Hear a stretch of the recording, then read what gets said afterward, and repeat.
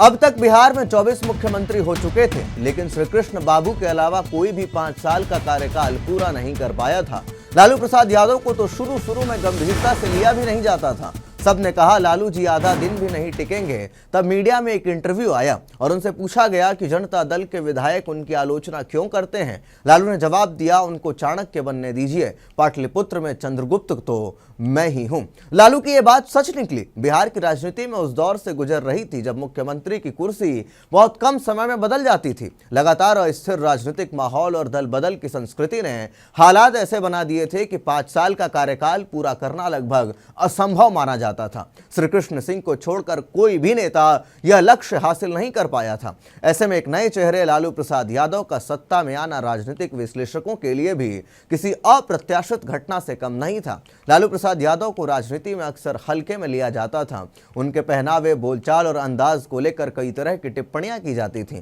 यह तक कहा गया कि लालू आधा दिन भी कुर्सी पर नहीं टिकेंगे। लेकिन 1990 के शुरुआती दिनों में जब पत्रकार ने उनका इंटरव्यू लिया और उनसे पूछा कि उनकी ही पार्टी के विधायक उनकी आलोचना क्यों करते हैं, तो उन्होंने बड़े आत्मविश्वास से कहा कि उन्हें चाणक्य बनने दीजिए, पाटलिपुत्र में चंद्रगुप्त तो मैं ही हूं। यह बयान उस समय हंसी का विषय बना, लेकिन कुछ ही महीनों में यह भविष्यवाणी सच साबित होने लगी। 1990 में जनता दल की जीत और आंतरिक राजनीति के बाद जब मुख्यमंत्री पद के लिए मतदान हुआ तो लालू यादव अप्रत्याशित रूप से शीर्ष पर आए। इस जीत ने बिहार की राजनीति को नई दिशा दी और यह स्पष्ट कर दिया कि जनता परिवर्तन चाहती है। मुख्यमंत्री बनने के बाद लालू यादव ने अपने अंदाज में एक ऐतिहासिक फैसला लिया। शपथ ग्रहण राजभवन में नहीं बल्कि पटना के गांधी मैदान में होगा। 10 मार्च 1990 को जब पूरा मैदान तैयार हुआ तो यह बिहार में पहली बार था कि मुख्यमंत्री के शपथ ग्रहण में आम जनता को आमंत्रित किया गया। हजारों लोग अपने नेता की ताजपोशी देखने गांधी मैदान पहुंचे। जयप्रकाश नारायण गोलंबर पर राज्यपाल यूनुस सलीम ने लालू प्रसाद यादव को बिहार के 25वें मुख्यमंत्री पद की शपथ दिलाई। यह दृश्य सिर्फ एक राजनीतिक कार्यक्रम नहीं था, बल्कि बिहार की राजनीति में जन भागीदारी के नए अध्याय की शुरुआत थी। शपथ के बाद लालू यादव ने अपने कामकाज का तरीका वही रखा जिसके कारण वे जनता के बीच लोकप्रिय थे। पहले तो वे एक छोटे 1 बेडरूम आवास में ही रहते थे, लेकिन कामकाज की बढ़ती जरूरतों के कारण उन्हें सरकारी आवास में जाना पड़ा।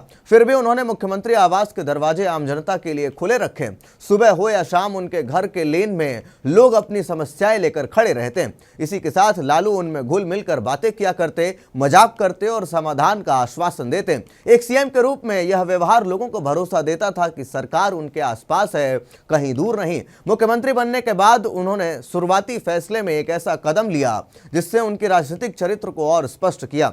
सड़कों से स्पीड ब्रेकर हटवाने के आदेश दिए। आमतौर पर यह साधारण फैसला लगता है, लेकिन यह लालू की राजनीति की गहराई को दिखाता था। दरअसल ग्रामीण इलाकों में दूध बेचने वाले ग्वाले सुबह मोटरसाइकिल पर निकलते थे और स्पीड ब्रेकर पार करते समय दूध उछलकर बर्बाद हो जाता था। ऐसे में लालू ने उसे समझा और तुरंत कदम उठाया। एक छोटा फैसला लेकिन सीधे आम लोगों की रोजमर्रा की दिक्कत पर असर डालता हुआ। लालू ने अपने पहले कार्यकाल में यह साबित कर दिया कि राजनीति केवल बड़े भाषणों और योजनाओं से नहीं बल्कि जनता से संवाद और उनकी समस्याओं को समझने से चलती है। उनके कार्यकाल ने बिहार की राजनीति को नई दिशा दी और आने वाले वर्षों में राष्ट्रीय राजनीति भी उनके इर्द गिर्द घूमने लगी।